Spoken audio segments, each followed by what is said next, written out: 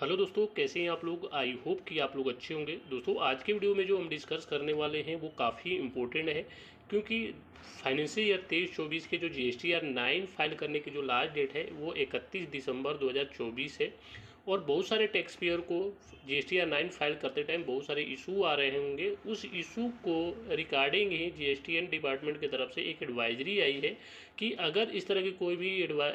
Issue आ रही है आपके GSTR 9 फाइल करते टाइम, तो उसकी रिपोर्टिंग आपको इस तरह से करना है। तो दोस्तों, वीडियो को आप लोग को लास्ट तक देखना है, क्योंकि ये काफ़ी इंपॉर्टेंट वीडियो है और इस एडवाइजरी के बारे में मैं पूरा आप लोगों को समझाऊंगा कि किस तरह की अगर क्वायरी है तो आपको कहाँ पे क्या रिपोर्ट करना है। तो दोस्तों, वीडियो को लास्ट तक जरूर देखिए। चैनल को सब्सक्राइब नहीं किया है तो प्लीज़ सब्सक्राइब द चैनल और बेल आइकन को दबाना बिल्कुल मत भूलिएगा। तो दोस्तों, सबसे पहले बात करें इस एडवाइजरी की, तो ये एडवाइजरी आपकी 9 दिसंबर 2024 को आई है। और इस एडवाइजरी में टोटल इन्होंने 5 ऐसे इशू बताए हैं जिसकी रिपोर्टिंग आपको GSTR 9 में किस तरह से करना है। मोस्टली इस तरह की जो इन्होंने क्वायरी इसमें जो इशू बताए हैं, बहुत सारे टैक्स पेयर को GSTR 9 में मोस्टली यही आपको इशू आ रहे होंगे, जिसकी सोल्यूशन यहाँ पे इन्होंने बताया है कि आपको घबराने की ज़रूरत नहीं है भैया। आपको अगर इस तरह की क्वायरी आ रही है तो उस ITC को या आपको जो डाटा है उसको रिपोर्ट किस तरह से GSTR 9 में करना है, इस एडवाइजरी में उन्होंने बताया है। सबसे पहले इनकी जो फर्स्ट इशू बताया इस एडवाइजरी में, उन्होंने बताया है कि अगर ऐसी कोई इनवाइस आपकी है जो कि 22-23 से बिलोंग करता है, बट आपकी जो सप्लायर है अपने GSTR 1 में आफ्टर ड्यू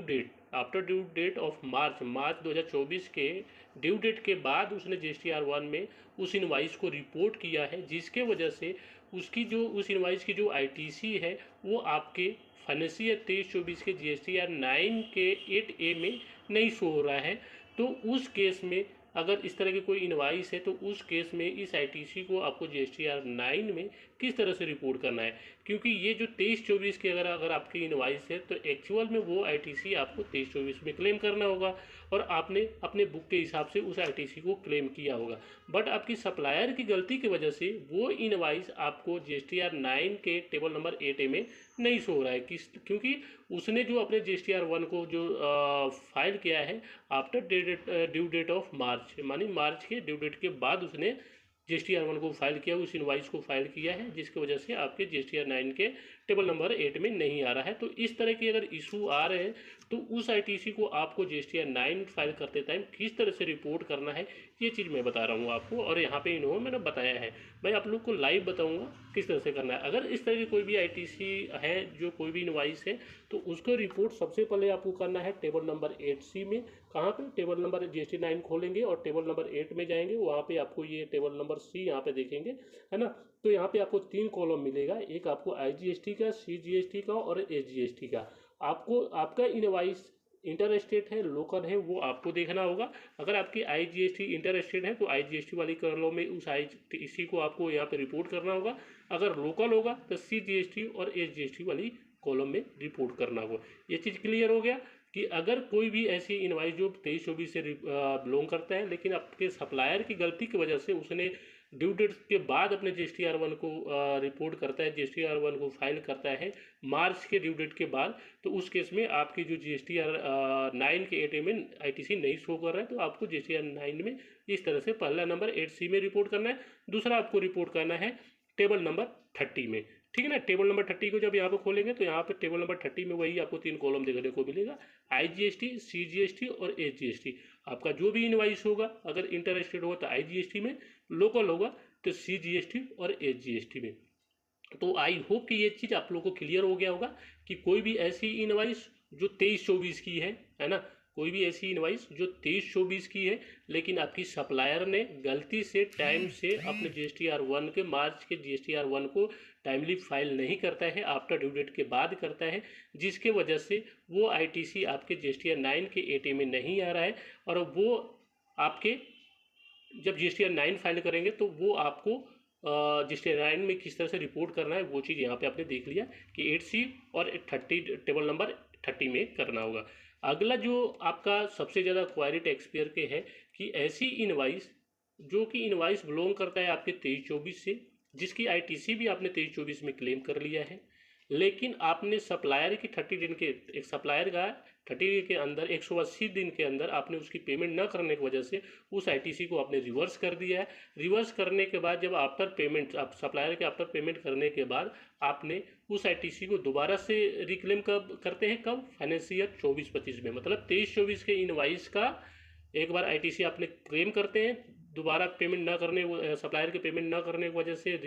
रिवर्स करते हैं, और दोबारा उसकी जब पेमेंट करने के बाद आप 24-25 में उस आईटीसी को क्लेम करते हैं, तो उस तरह की आईटीसी को हम जीएसटीआर 9 में किस तरह से रिपोर्ट करेंगे, क्योंकि ये आईटीसी हमारा 23-24 की है, हमने दोबारा रिक्लेम कब किया, 24-25 में, तो जीएसटीआर 9 में उसको किस तरह से रिपोर्ट करना है। तो यहाँ पे सिंपल यहाँ पे लिखा है कि अगर इस तरह की कोई भी आईटीसी है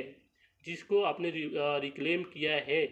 अगर आपने 24-25 में रिक्लेम किया है, तो वो आपके जीएसटीआर 9 24-25 के जीएसटीआर 9 के टेबल नंबर 6H में आएगा। यहाँ पे ध्यान रखिए कि 23-24 के इनवाइस अगर आपने रिक्लेम किया है कब, 24-25 में, तो वो आईटीसी आपके फाइनेंशियल ईयर 24-25 के जीएसटीआर 9 के टेबल नंबर 6H में आएगा। आपको 23-24 के जीएसटीआर 9 में टेबल नंबर 8C और टेबल नंबर 30 में रिपोर्ट नहीं करना है। ठीक है, ये दूसरी क्वायरी है, बहुत इंपॉर्टेंट क्वायरी है, क्योंकि ये बहुत सारे टैक्स पेयर के साथ ये इशू आ रहे होंगे। ठीक है, अगला जो क्वायरी है कि अगर ऐसे इनवाइस जो कि बिलोंग करते हैं आपके 23-24 से, बट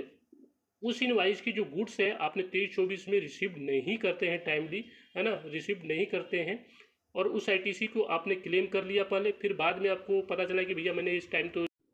मटेरियल रिसीव्ड ही नहीं किया था, यानी जो 23-24 का जो बिल है, उस 23-24 के बिल के जो मटेरियल है, गुड्स एंड सर्विस है, वो 23-24 में आपने प्राप्त नहीं किया, बट आपने उस इनवाइस की आईटीसी जो है वो 23-24 में क्लेम कर लिए। बट जब आपको याद आया, जब आप जगे कि भैया ये 23-24 के इनवाइस है, बट इस इनवाइस की जो मटेरियल है, सर्विस है, वो मैंने प्राप्त 23-24 में किया ही नहीं है, बाद में आपने उस आईटीसी को क्या किया, रिवर्स कर दिया। रिवर्स करने के बाद आपने जब दोबारा से 24-25 में उस आईटीसी को क्लेम कर लिया, तो इस केस में क्या होगा कि आपके जीएसटीआर 9 और आपके जो बुक है उसमें डिफरेंस आएगा, क्योंकि 23-24 का इनवाइस है तो आप 23-24 में अपने बुक में एंट्री किया होगा, और 24 और पोर्टल पे आपको ये 24-25 में आईटीसी शो कर रहा होगा। तो इस तरह की आईटीसी की वजह से आपके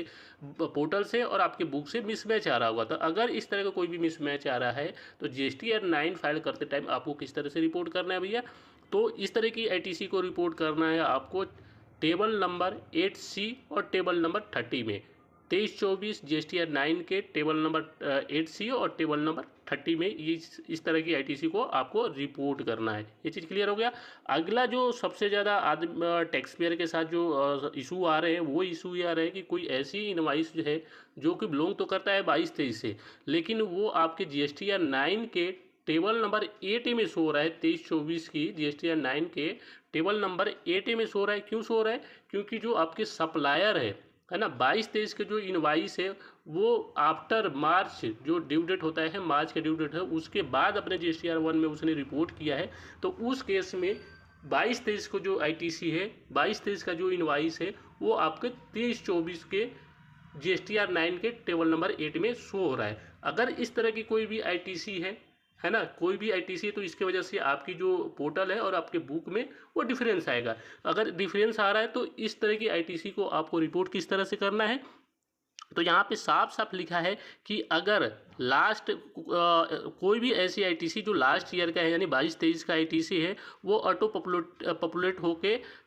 जीएसटीआर 9 के टेबल नंबर 8A में आएगा 22-23 के। ठीक है, 22-23 के जीएसटीआर 9 में, है ना, टेबल नंबर 8A में आएगा। इसमें आपको जीएसटीआर 23-24 के जीएसटीआर 9 में कुछ नहीं करना, क्योंकि आपको टेबल नंबर 4, 5, 6, 7 में केवल करेंट ही पीरियड का, करेंट ही फाइनेंशियल ईयर का आपको यहाँ पे जीएसटी डिटेल देना होगा। अगला जो है सबसे ज़्यादा क्वायरी है कि कोई ऐसी आईटीसी जो कि आपने क्लेम किया, बाद में उसको रिवर्स कर दिया, फिर उसी साल सेम ईयर में ही आपने उसको दोबारा से रिक्लेम कर लिया। तो अगर ऐसी आईटीसी है तो उसको आपको कहाँ पर रिपोर्ट करना है, तो इस तरह की आईटीसी को आपको रिपोर्ट करना है, आपको टेबल नंबर 6H में रिपोर्ट करना है। ठीक है, अगर कोई भी ऐसी आईटीसी जो कि सेम फाइनेंशियल ईयर में क्लेम किया, दोबारा रिवर्स कर दिया, फिर दोबारा से आपको रिक्लेम करते हैं, तो इस तरह की आईटीसी को आपको जीएसटीआर 9 23-24 के जीएसटीआर 9 के टेबल नंबर 6H में रिपोर्ट करना है। ठीक है।